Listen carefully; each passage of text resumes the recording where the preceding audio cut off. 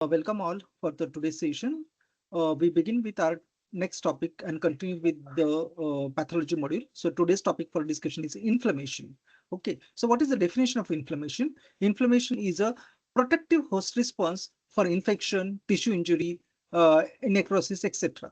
What is the aim of inflammation? It aims to eliminate the cause of injury, remove the damaged tissue, and initiate the repair. However, it can also cause damage sometime. Okay, so mainly it is the protective host response, but sometimes it can lead to the damage also. What is the importance? So without inflammation, infections would be spreading in an unchecked manner. Wounds would not heal and necrotic tissue would persist. Okay, so for all this inflammation is important, and for that is why it is the host response for the benefit of the host most of the time. Okay, so what are the key components of the inflammation?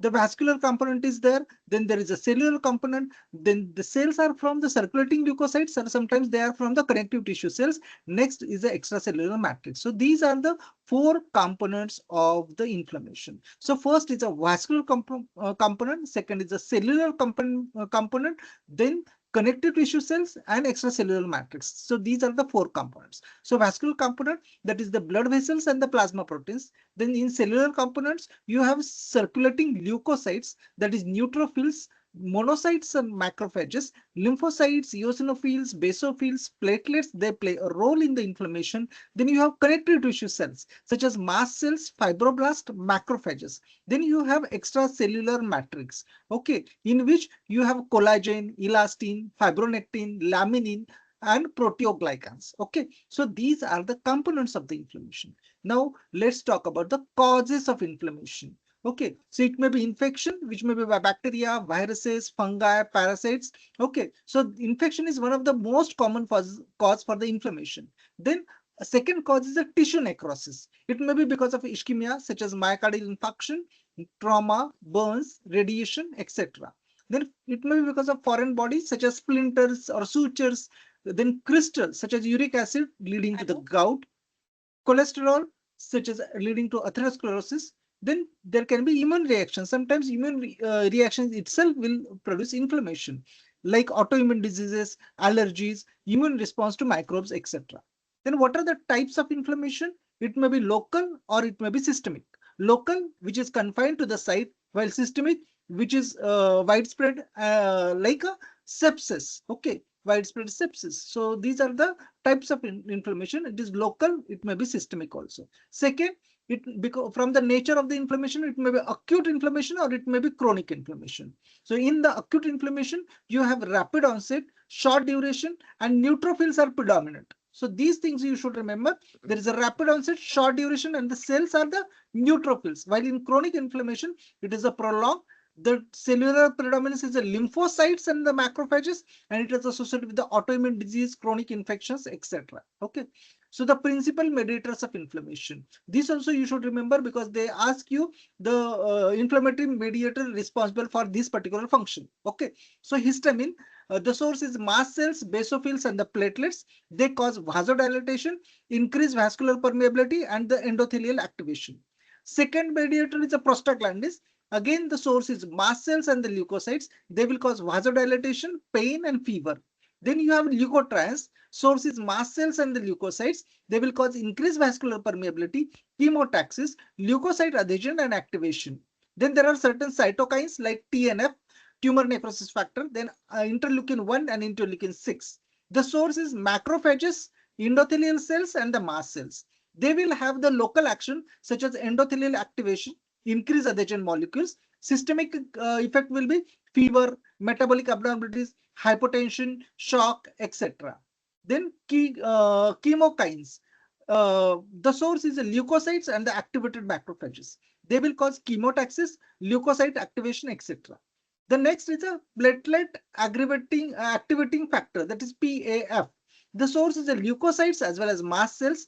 It will lead to the vasodilatation, increased vascular permeability, leukocyte adhesion, chemotaxis, degranulation, and the oxidative burst. Okay.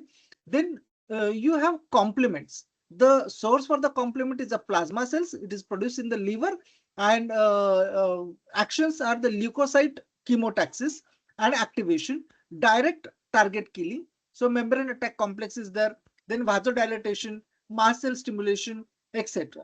Then there are some kinase sources, again plasma cells produced in the livers, and action is increased vascular permeability, smooth muscle contraction, vasodilatation, and pain. What are the steps in the inflammatory response? Okay, so one is the recognition that there is an injury. Second, leukocyte recruitment. Third is the removal of the agent. Fourth is the regulation, and fifth is the repair. So these are the important steps, such as recognition of the injury, leukocyte recruitment, removal of the agent, regulation, and repair. In acute inflammation, what happens? What are the cardinal signs of inflammation? The SBA can be formed on this. So important cardinal signs are rubor, calor, tumor, dolor, and functional laser. That is the loss of function. So rubor is redness. It is because of vasodilatation. Then calor is a heat, increased temperature because of the increased blood flow. Then tumor, that is a swelling because of the edema.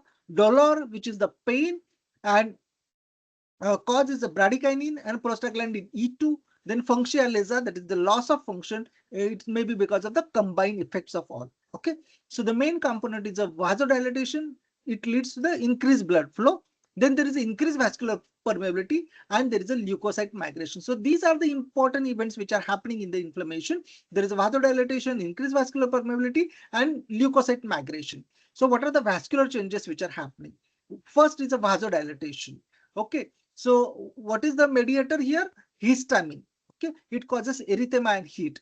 Second, there is an increased vascular permeability. There is a protein-rich fluid which will leak, and that will form the exudate. Okay, so there is a transudate, there is exudate also. Okay, so that difference between the transudate and exudate also you are supposed to know. So increased permeability, when it is a protein-rich, we call it as an exudate. So protein-rich fluid will leak, that is an exudate. Then there is a stasis, sluggish blood flow, that also leads to the leukocyte migration. Okay, so this is the thing. Normally, what is there? The blood vessel is there, and within the blood vessel, the blood is there, and there are plasma proteins. And normally there are pressure. This is the hydrostatic pressure which is acting outward. While because of these plasma proteins, there is a colloid osmotic pressure which develops. That is an inward force, while hydrostatic force is an outward force. What happens in the exudate?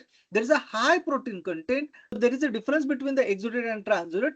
Exudate has got high proteins and cells, and it leads to the inflammation, while transudate has got a low protein and it is non-inflammatory. Okay, then pus is mainly formed from the neutrophils plus necrotic debris, and there are microbes. Okay, so that leads to the formation of the pus.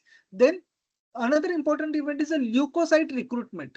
Okay, so in the leukocyte recruitment, what are the important steps? One is a margination, second is a rolling, third is a adhesion, fourth is a transmigration, also called as diapedesis, and fifth is a chemotaxis. Okay, so these are the 5 steps which are involved in the leukocyte recruitment. Okay, so leukocyte activation, which is triggered by the microbes and the cytokines, that leads to the phagocytosis and killing. So in the phagocytosis, you have important steps such as recognition and attachment. So the opsonins play important role. So IgG, then C3b, mannose binding lectin. So these are the opsonins. Then there is an engulfment. So this engulfment, there is a formation of the phagosome. This phagosome will then join with the lysosome. There will be fusion of the phagosome with the lysosome, leading to the phagolysosome. And the next step is a killing. So killing happens with the help of reactive oxygen species, that is ROS, nitrous oxide, lysosomal enzymes, etc. So here you can see in this particular figure, there is a recognition and attachment.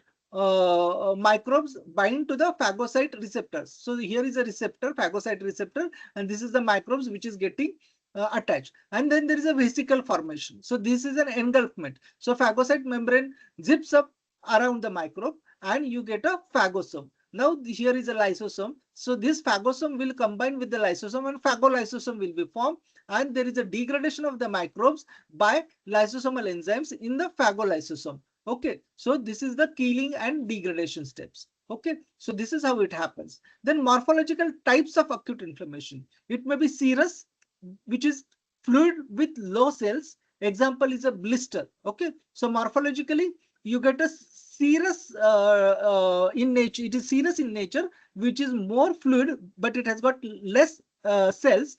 example is a blister, then it may be fibrinous. It is a fibrin-rich exudate which is seen in pericardium, pleura, etc. So it may lead to the fibrosis. Okay. Next is a suppurative or purulent. Here there is a pus formation. It is caused by the pyogenic bacteria like a staphylococci. Then there is an abscess. It is a localized pus collection. There is a central necrosis plus neutrophils will come into the action in the formation of the pus. Then it may lead to the ulcer, that is loss of surface tissue. This is seen in the GIT, skin, like diabetic ulcers, etc. So outcomes of the acute inflammation: first, there can be complete resolution. So normal tissue will be restored. Second, it may lead to the fibrosis, that is scarring. When damage is severe, it may lead to the fibrosis. And third, acute inflammation can persist and lead to the chronic inflammation when the injury is persistent. Okay, so this is what is the event. So when there is an injury, which may be because of the infection, bacterial infection, toxins or trauma, there is an acute inflammation. There are certain vascular changes, neutrophil recruitment is there, the chemical mediators will come into the action, and ultimate outcome, if you see in acute inflammation, one, there may be resolution, there is a clearance of the injurious stimuli, then there is a clearance of the mediators and the acute inflammatory cells, there is a replacement of the injured cells, and normal function will be restored. This is one outcome of the inflammation. But sometimes this acute inflammation may progress further, will remain persistent, especially if the injury or the injurious agent is persistent. It may lead to the chronic inflammation. Okay, so certain viral infections, certain other chronic infections, if the injury is persistent, or autoimmune disease, it may lead to the chronic inflammation, which is characterized by the angiogenesis, then mononuclear cell infiltrate, and fibrosis, that is the scar formation. Okay, so here also there is a healing, but healing is with the help of fibrosis, and that will lead to the loss of function. While here the function, normal function will be regained, here there will be loss of function. So this is what is the difference between the acute inflammation and the chronic inflammation. So what are the harmful effects of inflammation? There may be tissue damage, pain and loss of function, and in certain chronic diseases such as rheumatoid arthritis, atherosclerosis, lung fibrosis, so that will also show the chronic inflammation and will have the harmful effects. It is also linked to the type 2 diabetes, Alzheimer's disease, and the cancers. So from examination point of view, what we should remember: neutrophils are important in the acute inflammation, macrophages are important in the chronic inflammation, exudate is important thing which happens in the inflammation, transudate is non-inflammatory, histamine causes vasodilatation plus permeability, bradykinin and prostaglandin E2 will lead to the pain. Opsonins are the IgG and C3b. There are 5 cardinal signs what we have seen before, that is tumor, calor, dolor, dolor, rubor, and the functionalisa. Okay, so we finished with the inflammation topic here. We have certain questions, doctor. Will you please go through this? Yes, sir. Yes, Yeah, sir. please. Dr. Monica, let Dr. Monica read first. Yeah. A 25-year-old woman present with acute bacterial pharyngitis and fever. Which of the following mediator is primarily responsible for fever? A. Histamine, B. Prostaglandin, C. Leukotrienes, D. Complement, E. Bradykinin. Sir, answer is A. Histamine. Yes, B, prostaglandins. Yes. Prostaglandins, especially PGE2, act on hypothalamus to induce fever. They are key mediators for pain and fever for in acute inflammation. Histamine is mainly for the vasodilatation. Next, Dr. Monica, please go ahead. Yes, sir. Question number 2. Which of the following cell is prominent leukocytes in acute inflammation? A. Lymphocyte, B. Macrophages, C. Neutrophils, D. Eosinophils, E. Plasma cell. Sir, answer is C. Neutrophils. Yes, acute inflammation, neutrophils that we have seen. Okay, so neutrophils are the first responders in acute inflammation and dominate within first 6 to 24 hours. Okay, time also you should remember the timeline. Next, doctor. So question number 3. Which of the following best describe a exudate? A low protein fluid with low specific gravity, a fluid due to the increased hydrostatic pressure, a protein rich fluid due to the increased vascular permeability, D fluid without inflammatory cells, and E fluid caused by hypoalbuminemia. So is it answer C, protein-rich fluid due to the increased vascular permeability? Yes, yes, yes. It is a protein rich. Exudate, you will get a protein rich fluid. Okay. So protein rich fluid due to increased vascular permeability, exudate occurs in inflammation due to increased vascular permeability, allowing proteins and cells to escape into the tissues. Next, doctor. Question number 4. Which of the following mediator is most responsible for pain in inflammation? A. Histamine, B. Bradykinin, C. Complement, D. Interleukin 6, E. TNF. Sir, bradykinin, B. Yes, bradykinin. Okay, bradykinin and PGE2 are the key mediators of pain. Bradykinin directly stimulates the pain receptors. Okay, next one. Question number 5. During leukocyte recruitment, which steps involve leukocytes firmly attached to endothelial cells? A. Margination, B. Rolling, C. Adhesion, D. Diapedesis, C. Chemotaxis. So it is C. Adhesion. During leukocyte recruitment, which step involves leukocyte firmly attaching to the endothelial cells. Okay, it is an adhesion. So adhesion is mediated by integrins, allowing firm attachment before transmigration. Okay, next one, doctor. Question number 6. Which of the following is the most common mechanism of increased vascular permeability in acute inflammation? A. Endothelial necrosis, B. Increased transcytosis, C. Endothelial cell contractions, D. Leukocyte mediated injury, E. VEGF stimulation. Sir, leukocyte mediated injury. Increase vascular permeability in the Option acute C. inflammation. Option C. I think it should be, yeah, Options. endothelial cell contraction. This is the most common and immediate transient mechanism mediated by histamine, bradykinin, and leukotrienes. There is an endothelial cell contraction which leads to the increased vascular permeability. Okay. Dr. Sansi, read further next questions from here onwards. Yes, sir. A patient develops an abscess following a bacterial infection. Which organism type is most likely responsible? Abscess, sir. Option C, pyogenic bacteria. Yes, pyogenic bacteria like Staphylococcus will lead to the abscess formation, uh, cause suppurative inflammation and pus formation. Next question. Which of the following is an example of systemic inflammation? Sir, option C, sepsis. Yes, sepsis is systemic inflammation. Okay. So sepsis represents a systemic inflammatory response syndrome, SIRS, due to the widespread infection. Next. Which of the following is a key step in phagocytosis? Antigen presentation, opsonization, complete activation, cytokine release, antibody production. Sir, phagocytosis. Sir, option B, opsonization. Here, phagocytosis, opsonization. Opsonization via C3 IgG or C3b enhances recognition and attachment of particles to phagocytes. Next question, doctor. Which of the following outcomes is most likely after severe tissue destruction in acute inflammation? Following outcome is the most likely after severe tissue destruction in acute inflammation: complete resolution, regeneration, fibrosis, hyperplasia, metaplasia. Sir, option C, fibrosis. Because there is a severe tissue destruction. Okay, that will be healing by fibrosis. So severe tissue damage leads to the healing by scarring or fibrosis rather than regeneration. Next, doctor. Which of the following best describes chemotaxis? Leukocyte adhesions to endothelium, movement of leukocytes along a chemical gradient. Yes, sir. Answer is option B. Movement of leukocytes along a Yes. chemical gradient.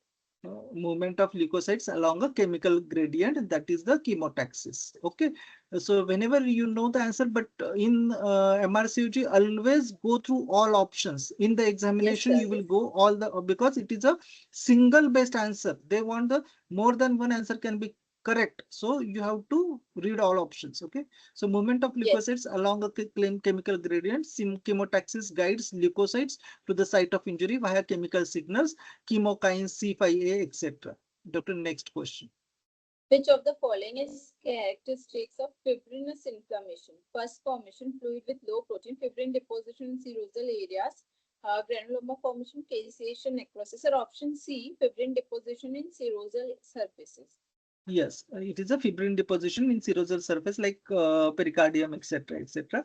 And the most important thing is that please do not confuse fibrinous with fibrous. Okay, fibrinous is different and the fibrosis is different. Okay, so fibrinous inflammation, there is a fibrin deposition. Okay, that is a fibrinous inflammation. Okay, fibrosis is a it is a healing by fibrosis, etc. So fibrin deposition in the serosal surface. Fibrinous inflammation occurs in serous cavities like pleura, pericardium, and may lead to fibrosis if unresolved. Okay, so from examination point of view, neutrophils are important in acute inflammation, while macrophages in the chronic inflammation. Histamine will lead to the vasodilatation and the permeability. Bradykinin is responsible for pain. Prostaglandins for pain and fever. Exudate versus transudate, that also you should know. Exudate will be rich in proteins, while transudate will not have much proteins. The steps of leukocyte recruitment, that also we have seen in the SBA. Okay, so that finishes the topic of inflammation. Thank you.